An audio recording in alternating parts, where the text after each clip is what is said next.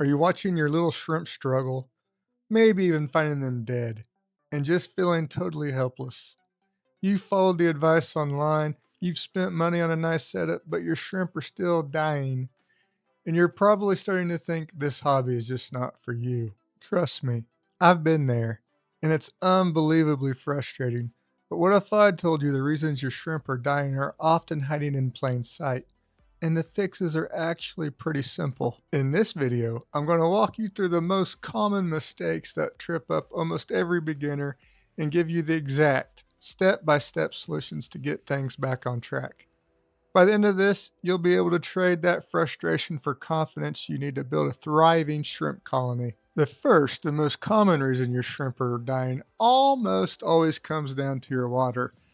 But it's not just one thing, particularly in the water. It's a perfect storm of invisible problems. We're talking about ammonia, nitrites, and nitrates. So, what are these things, you might ask? Simply put, they are waste. Shrimp poop, leftover food, a melting plant leaf, it all breaks down and releases ammonia. Ammonia is a pure poison to shrimp. In a healthy, cycled tank, good bacteria show up and eat this ammonia, turning it into nitrite. The problem is, nitrite is also pure poison. Then a second team of good bacteria shows up, consumes the nitrite, and turns that into nitrate. Nitrates are way less toxic, but they'll still cause stress and death at very high levels. This whole process is what we call the nitrogen cycle. The number one mistake beginners make is adding shrimp to a brand new tank that hasn't gone through this cycle. It's often called new tank syndrome, and it's a guaranteed heartbreaker. A new tank has none of these beneficial bacteria, so when your shrimp start producing waste, the ammonia just builds and builds, and the shrimp don't stand a chance. First off, you absolutely have to cycle your tank before you even think about buying shrimp. This usually takes about 4 to 8 weeks. You'll need to add a source of ammonia, like a tiny pinch of fish food or even some bottled ammonia. Then you just wait.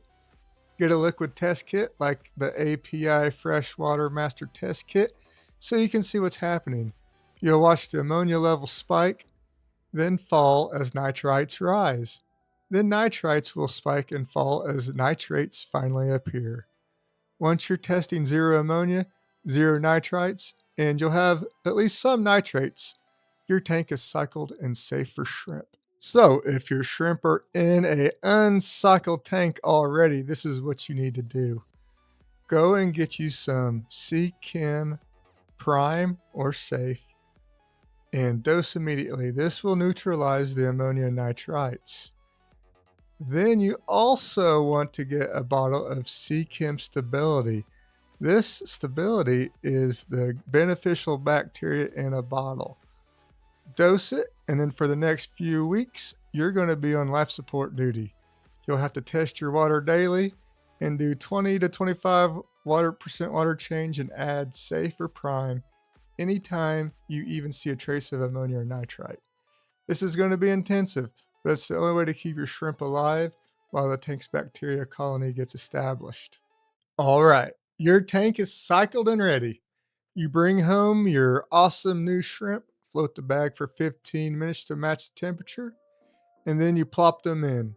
The next morning, half of them are dead. What the hell went wrong? That, my friend, is an acclimation disaster. Shrimp are incredibly sensitive to change. The water they came in from the store has a totally different temperature, pH, and hardness than your tank water. Just dumping them in is like throwing them into a different world. The sudden change sends their bodies into shock, which can often be fatal. This is easily the biggest reason your shrimp dying right after you get them. You have to use the drip acclimation method. This really isn't optional. It's absolutely essential if you want your shrimp to survive. This sounds technical, but it's super easy. First, gently empty your shrimp and all the bag water into a small, clean container. Put this container on the floor or somewhere lower than your aquarium. Next, take a piece of airline tubing and run it from inside your tank down to the container. Tie a loose knot in the middle of the tube. Start a siphon by giving the end of a tube a quick suck. Then immediately tighten the knot until the water is coming out at about 1 to 2 drips per second. Let this run for at least an hour. For more sensitive and expensive shrimp, 2 or even 3 hours is better. The best option is getting a TDS meter and dripping it in until the TDS matches the TDS in your aquarium.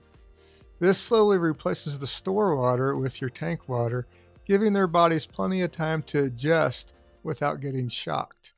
After an hour or two, the water volume in your container will have doubled or tripled. Now, just gently net the shrimp out and release them into their new home.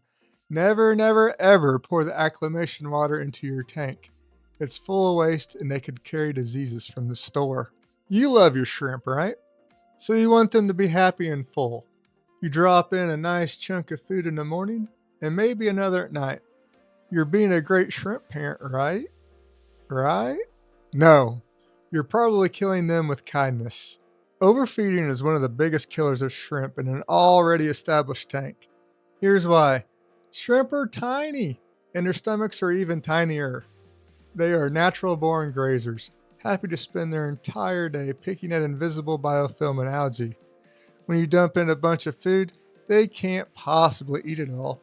The leftovers just sink, start to rot, and create a huge ammonia spike. This can crash a perfectly stable tank and wipe out your entire colony. The answer to this is to feed way, way less than you think you should. A single shrimp needs practically nothing. For a group of about 20 shrimp, a piece of food the size of a single pea is more than enough. So here's the golden rule. Only feed what your shrimp can completely devour in 1 to 2 hours. If there's still food sitting there after 2 hours, you fed way too much. Get that uneaten food out of there immediately before it starts to fill up your water. In a mature tank, with lots of plants and surfaces, you might only need to feed them 2 or 3 times a week. They're perfectly happy grazing on the natural buffet that grows all over your tank. Remember, a hungry shrimp is a healthy and active shrimp always looking for food. A full shrimp might be living in a ticking time bomb. Hey, if you're finding these tips helpful and you're feeling a little more confident already, do me a quick favor and tap that like button. It really helps the channel get seen by more people who are running into the same problems and lets me know that I'm making useful stuff for you. And if you see anything you like or might be interested in, check out my website, markshellyaquatics.com. Thank you guys so much. I appreciate it. Have you ever found a dead shrimp with a weird looking white or clear ring right around its middle where the head section meets the tail? That's the dreaded white ring of death, and it's a clear sign of a failed molt. In order to grow, shrimp have to shed their old exoskeleton. This process is called molting, and it's the most vulnerable time in their life. A failed molt is almost always deadly. So, what's causing it? Molting problems are nearly always caused by the wrong water parameters or unstable ones. Specifically, your general hardness, which is your GH, and carbonate hardness, which is your KH. GH measures the minerals like calcium and magnesium in the water. Shrimp need these to build a strong new shell. If your GH is too low, their new shell is too soft and they can't muscle their way out of the old one. If it's too high, the new shell gets too hard, too fast, and they get trapped inside. Sudden, large water changes are a huge trigger for bad molts. If you do a 50% or bigger water change using water with a different GH or KH or temperature, it can force a shrimp to molt before it's ready. And when a shrimp molts before it's ready, that can often end badly. You've got to test your GH and KH. Don't guess. The API GH and KH test kit works great. If you have neocaridina and your tap water is too soft, you can use a remineralizer like salty shrimp GH/KH Plus to bring it up. If you have, let's say, caridina that needs soft water, you'll pretty much have to use RODI water in a special remineralizer like salty shrimp B mineral GH Plus to build the perfect soft water from scratch. Second, keep your water parameters stable. This means doing smaller, more frequent water changes instead of huge, rare ones. A 10 to 20% water change once a week is so much safer for your shrimp than a massive 50% water change once a month. When you do add new water, make sure it's the same temperature and pour it in slowly to avoid any shock. And make sure it has all the same GH and KH and pH stuff along with that too. Sometimes the thing killing your shrimp is something you never even think to look for. It's always the problems you don't know that can get you. Your aquarium could be full of hidden assassins. One of the most infamous shrimp killers is copper. Copper is extremely toxic to all invertebrates, including shrimp. It can come from old copper pipes in your house, certain types of fish meds, some plant fertilizers, and even cheap decorative rocks that aren't meant for aquariums. Pesticides are another silent killer. If you buy household plants or even some aquarium plants that weren't fully grown submerged, they might have been treated with pesticides that will leach into your water and kill your shrimp. Even stuff you use in the room, like air fresheners, cleaning sprays, those can all get into the water and be deadly to your shrimp. Be super careful about what goes into your tank. Never use fish medications that list copper sulfate or any other copper ingredient. Only use rocks and decorations that you know for a fact are aquarium safe and won't leach chemicals or anything into your water. When it comes to plants, your best bet is to buy from other hobbyists or reputable aquarium stores. If you're not sure about a plant, quarantine it. Just let it sit in a separate bucket of clean dechlorinated water for about a week and change that water every day. This will help rinse off any nasty chemicals before they have a chance to hurt your shrimp. And finally, just be aware of the area around your tank. Don't spray any chemicals in the same room. If you have to clean the outside of the tank, spray the cleaner onto a paper towel far away from the tank in a different room.